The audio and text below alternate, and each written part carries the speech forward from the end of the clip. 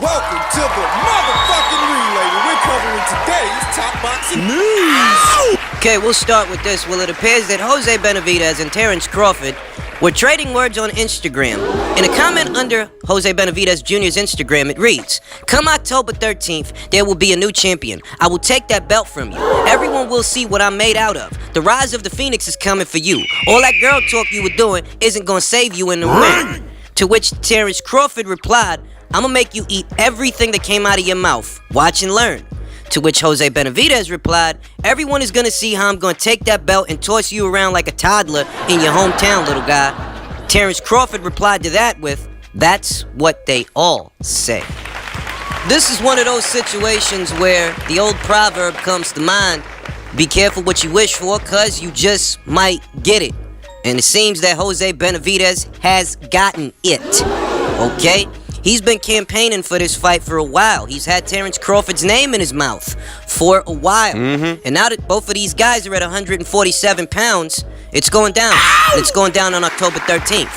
My preliminary thoughts regarding this matchup, in-house matchup, we know how much Bob Arum loves those. But my preliminary thoughts about this matchup is, it's a good fight. I mean, it's two undefeated guys, right? Two undefeated young guys who are at the pinnacle of their success. In that way, it's a very good fight.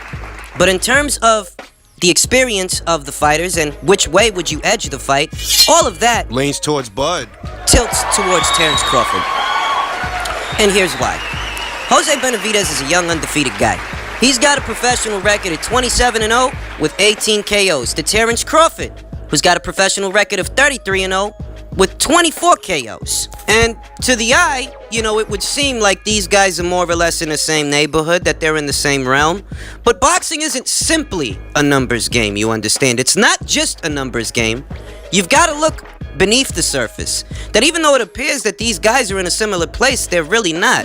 There is a great disparity in the caliber of opponents between Jose Benavidez and who he's been fighting and Terence Crawford and who he's been fighting. Understand that while Jose Benavidez is 27-0 and his O is still intact, he really hasn't been fighting the same kinds of guys that Terence Crawford has. Terence Crawford's opponents, a lot of people like to disparage this guy's resume and the people that he's fought, the people that he's beaten, the people that he has dominated. And I find that to be ridiculous because the people that he's beating and the people that he's dominating are gold medalists, Olympic gold medalists, undefeated champions from far and wide who all have different styles, different physical dimensions. Essentially, what you see in Terence Crawford is a level of versatility that is very rare. That this is a malleable fighter that can make all the necessary adjustments regardless of the other guy's style and physical dimensions. Here's an example. We saw Josh Taylor very recently square off against the crafty textbook boxer Victor Postol. Victor Postol, who is a very statuesque 140-pound fighter. Victor Postol, who has a very awkward style. Former champion. Dressed up with textbook boxing. And in that fight, we saw that even though Josh Taylor has comparable dimensions to Victor, he was struggling to get around Victor's jab. Whereas Terence Crawford, who has smaller dimensions than both of those guys, he made short work of Victor Postol very easily. Very easily. He was able to still land scoring blows and hurt Victor Postol in spite of having smaller dimensions than Victor Postol. Whereas, Josh, he struggled a bit to get around that jab and find his sweet spot. This denotes that, being the taller guy or the more awkward guy, it doesn't affect Terence Crawford. If he's in the ring with an opponent like this, it doesn't affect him as much as it affects some others. Terence Crawford has faced taller fighters, shorter fighters, stockier fighters, and just bigger fighters overall. I mean, Jeff Horn is a naturally bigger guy than Terence Crawford. But we see what he did to Jeff Horn and his physicality, his physical implementation. We see what he did to that. He tried to out-muscle Terence and got out-muscled while at the same time getting out-hustled. So when Jose Benavidez says that he's going to toss Terence Crawford around the ring like a toddler, you'll excuse me for saying that, I'm sorry, those eggs need more bacon. I don't believe you. I've seen Terence Crawford in there with a wider variety of opponents than Jose Benavidez. For the most part, and I'm not saying this to be critical, I'm saying because it is related to the fight. Who's been fighting what kinds of fighters? When you look at Jose Benavidez's resume leading up to this point, the only name that really stands out is Mauricio Herrera, who's a very gutting and gritty kind of fighter.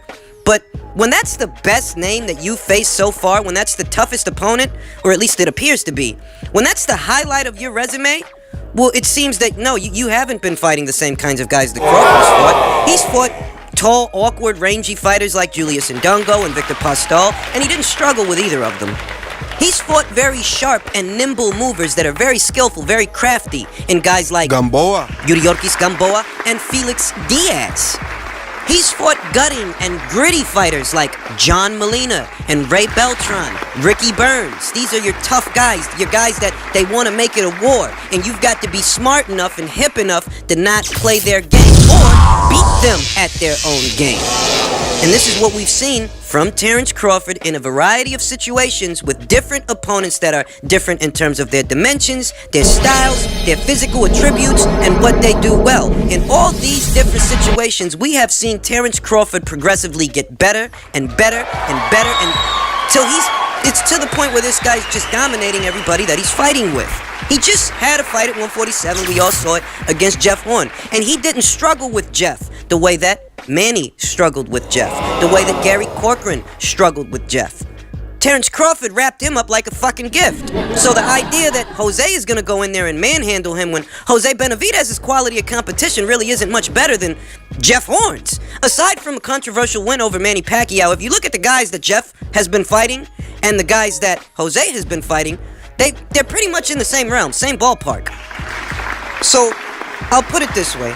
The scalp of Jose Benavidez is a good scalp because he's a young, undefeated fighter who's not in decline. He's not starting to he's not starting to backslide.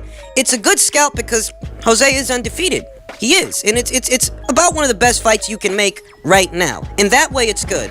But make no mistake, I don't give Jose very good odds to win this fight or even do well in this fight. Jose, you look at him and he's got his virtues. He's a strong puncher. He likes to mix it up. He's very game, but he's flat-footed. He's got leaky defense that an accurate puncher like Terence Crawford can easily exploit, putting punches in a variety of different places to cause Jose Benavidez to open up.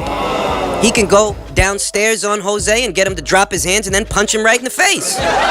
Something we often talk about in association with Terence Crawford is his ambidextrous switch hitting. He could fight him as an orthodox fighter or a southpaw fighter, and in that way, there are many angles and opportunities that he can use to his advantage. mix it up.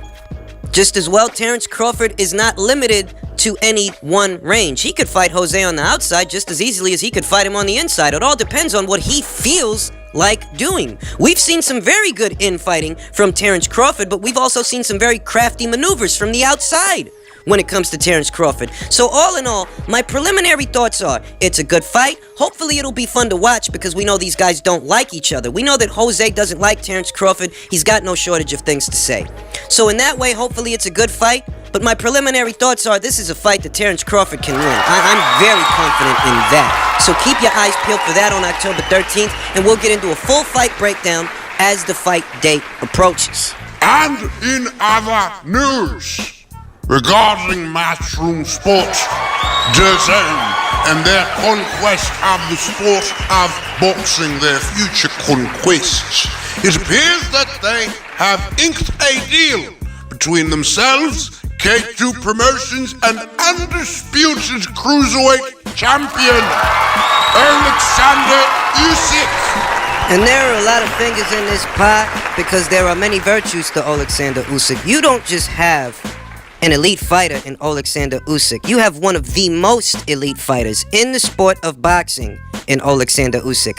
Understand that in less than 20 fights, this guy has achieved what Triple G's been trying to achieve for his whole career, but he's done it in half the fights against more champions in a situation where he could only face champions. You got a lot of guys that they try to throw shade at Usyk by saying that, oh, well, of course he's got all the belts because he participated in the tournament. Yeah, but be that as it may, Good Lord. being afforded an opportunity doesn't mean you're going to come out on top, because look at how many guys entered in the tournament and look at how many guys got beat in the tournament. Where out of all of those guys, all of those champions, when the smoke cleared, there was just one guy remaining, and that guy was Alexander Usyk. There are many virtues to this fighter because he has a visually appealing style that is also skillful enough to lend itself to his longevity as a fighter. He's not just a flash in the pan.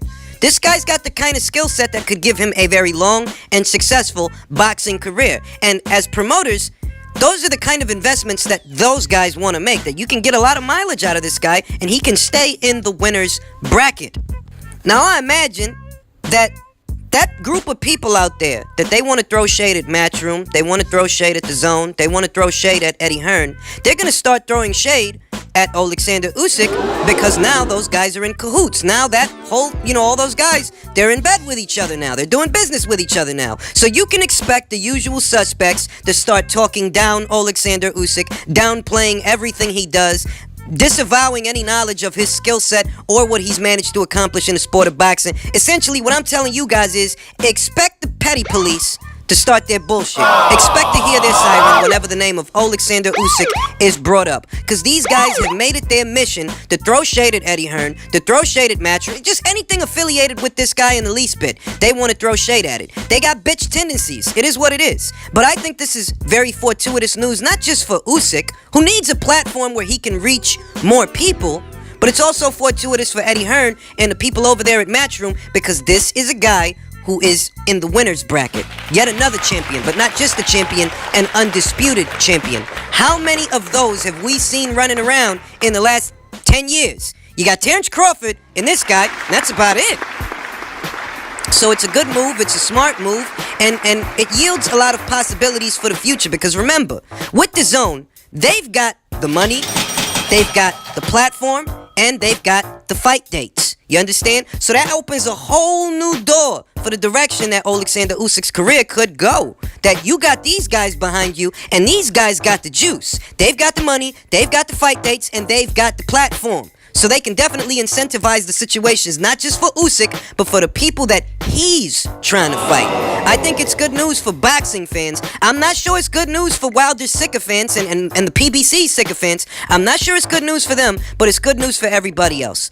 Now, I just want to say this much. I've got nothing against PBC. They've put on many great cards and they have many great fighters in their stable. That's not what I'm saying, and I'm not throwing shade at Al Heyman or his team. What I'm saying is some of their fans are some of the most ignorant motherfuckers you could ever come across. And I don't know why they're like that, because any boxing, and all boxing, should be a good thing. But it's not to these motherfuckers, and that's because they can't see much past their own asshole, because they have their heads up their own asses. Now, in relation to the news regarding Alexander Usyk, I saw this article a day or so ago that Usyk versus Bellew now rests on the WBA's order for a Lebedev fight.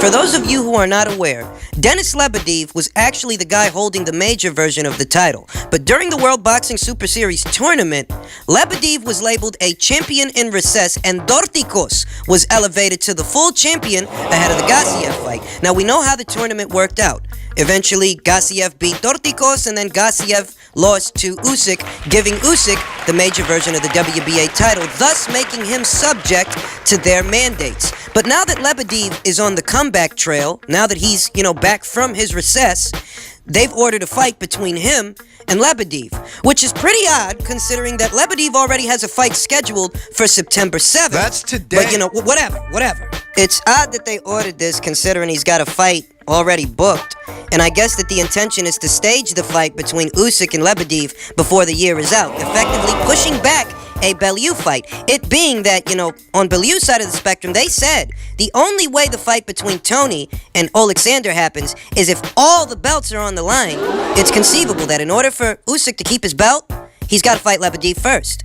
That's the only way that Tony's willing to fight him, is if all the belts are on the line. So for all the belts on the line, to be on the line, Usyk's got to satisfy his mandatory. The WBA has some fucking impeccable timing. They're yet another sanctioning body that picks and chooses when they want to act like a sanctioning body. There's all kind of fucking chicanery and shenanigans. The vast majority of the time, they go back on their word. The vast majority of the time. Yet ahead of what is one of the best fights, if not the best fight in the cruiserweight division, the fight between Tony and Alexander, ahead of that fight, now you guys want to order a Lebedev fight?